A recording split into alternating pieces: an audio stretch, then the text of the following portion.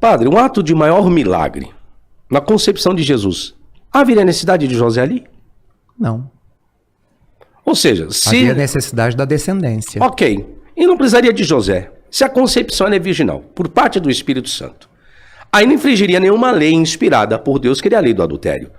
Porque o que José teve, aquilo é como adultério.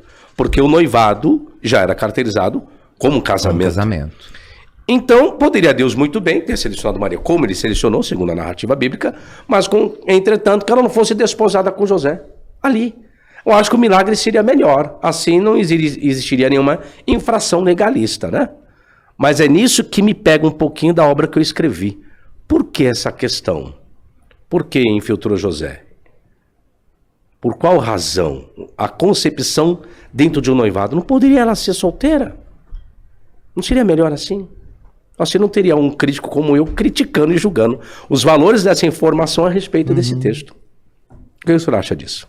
Eu acredito que dentro daquilo que é a proposta da salvação, o plano divino da salvação, para que Jesus pudesse dar um significado, para que nós compreendêssemos que ele é o novo Adão, que ele vem para renovar todas as coisas, ele vem para dar um novo significado para a vida humana, era preciso que ele passasse pela humanidade, era preciso que ele passasse pelo útero, pela matriz de uma virgem, era preciso que essa virgem pudesse conceber e dar à luz àquilo que o Espírito Santo, a sombra do Espírito Santo realiza.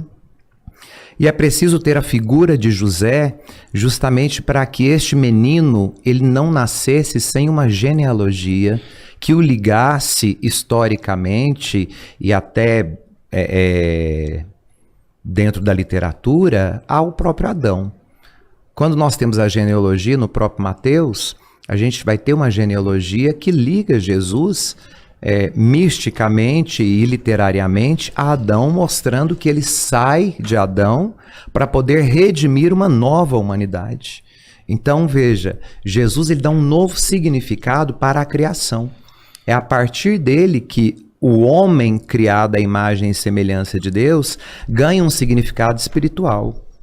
Porque aquilo que foi perdido, segundo o que nós cremos, o que foi perdido no Éden, foi justamente a participação na totalidade de Deus. Então, o Éden nos tirou da totalidade de Deus. Aí, padre, agora você vai ter que me explicar melhor isso daí. Com base em quê? O que viria a ser isso? Essa totalidade, com base em qual relato bíblico? Quando nós somos criados à imagem e semelhança de Deus... Primeiro me defina o que é imagem e semelhança de Deus no homem. Imagem é reflexo, semelhança é potência, semente, é aquilo que pode vir a ser.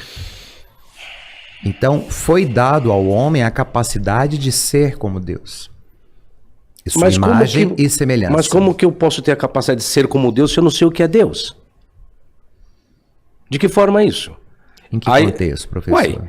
Se o senhor acabou de falar, padre, que nós temos a capacidade de sermos como Deus. Como que eu posso ser como Deus se eu não sei o que é Deus?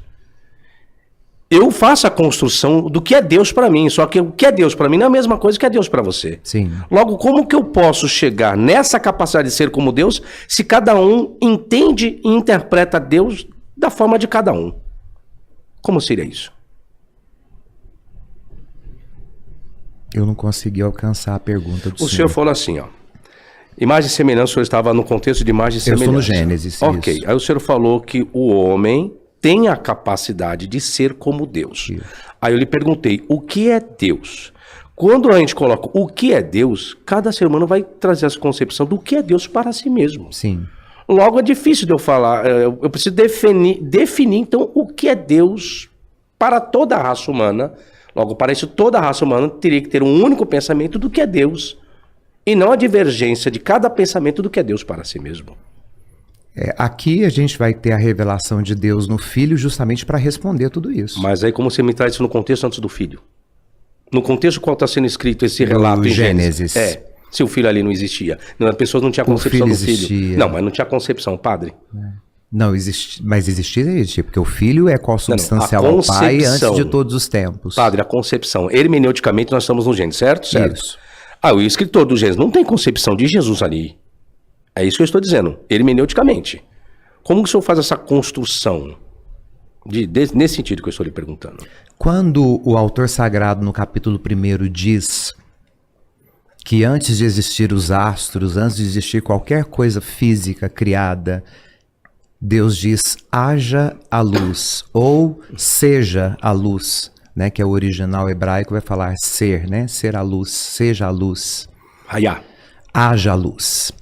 Então, que luz é essa que foi criada sem os astros e sem a possibilidade de uma interferência material? Se você me pergunta, eu lhe respondo, padre. Isso eu explico nesse meu livro aqui. Em busca da origem do Gênesis. Vaiomer Elohim vai rior. E disse Deus, haja luz e houve luz. O or ali, tanto que é o sol, é a lua. O interessante é que houve tarde de manhã o primeiro dia, e o sol é criado no quarto dia.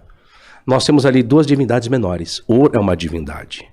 Roshek é outra divindade. Por isso que vem o, que não coloca o nome do sol e nem da lua, que foge um pouco do contexto da crítica literária, interessante do estilo do escritor na crítica da forma, é que ele vem nomeando, vem dando nome, né? E a luz chamou o dia. Né? No capítulo 1 só não dá o nome ao sol e à lua. Mas a luz chamou dia, as trevas chamou noite. Aí fala do luzeiro maior ou luzeiro menor. Mas por que não falou Shemesh e Arik? Não deram o nome. Por quê? Porque era o nome de divindades. Então, a luz ali é uma divindade menor. Por isso que é criado o luzeiro maior para governar. Governar é reger a divindade menor. Porque ele estava fazendo bagunça junto com Roshek, que eram as trevas, que isso eu explico no meu livro. Por isso nós temos o termo Elohim, pluralizado, dentro do Gênesis, que as pessoas colocam a trindade ali. Também. Bará Elohim. Então, não é bem isso, né, que as pessoas constroem a trindade ali. Mas existe o politeísmo, que é a característica do escritor. Isso. O período patriarcal, ele é politeísta. E você está no Gênesis, você está no Gênesis, que é o período patriarcal. Então a luz menor que ele quer trazer ali, que você me perguntou, é uma divindade menor ali. O Or é uma divindade menor. E nós cremos que esse Cristo, o próprio João vai responder, quando fala que ele é a luz. Então nós cremos que ao criar todas as coisas, Deus precisa da luz para dar cor e forma. Padre, você está fazendo, eu estou entendendo, um contexto paralelo, usando João como luz para tentar validar o Gênesis. Isso. A gente não pode esquecer que o escritor, quando está escrevendo o Gênesis, não existe Evangelho de João. Não existe. Eu quero que o senhor se mantenha no contexto temporal.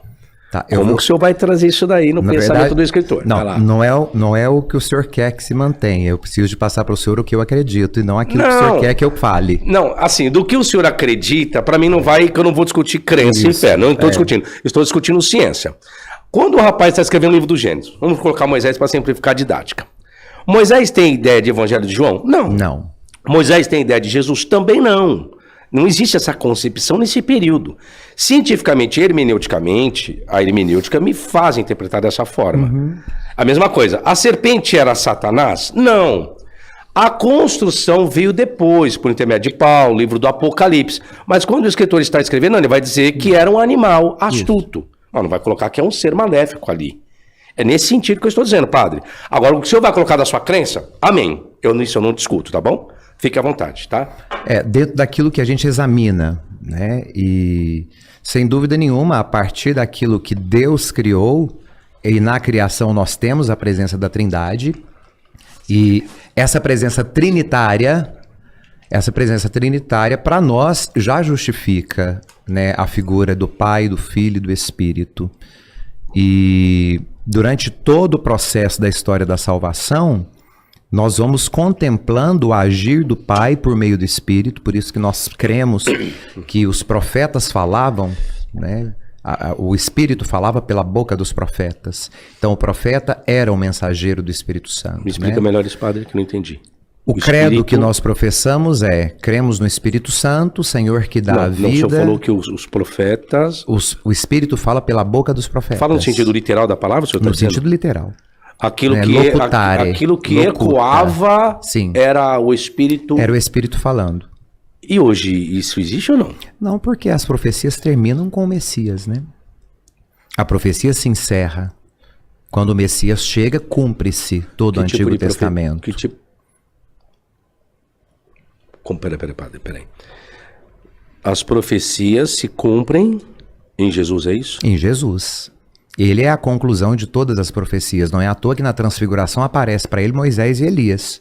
A lei e as profecias, que convergem para o Cristo. O Cristo é o cumprimento da lei e das profecias. Peraí, vamos lá.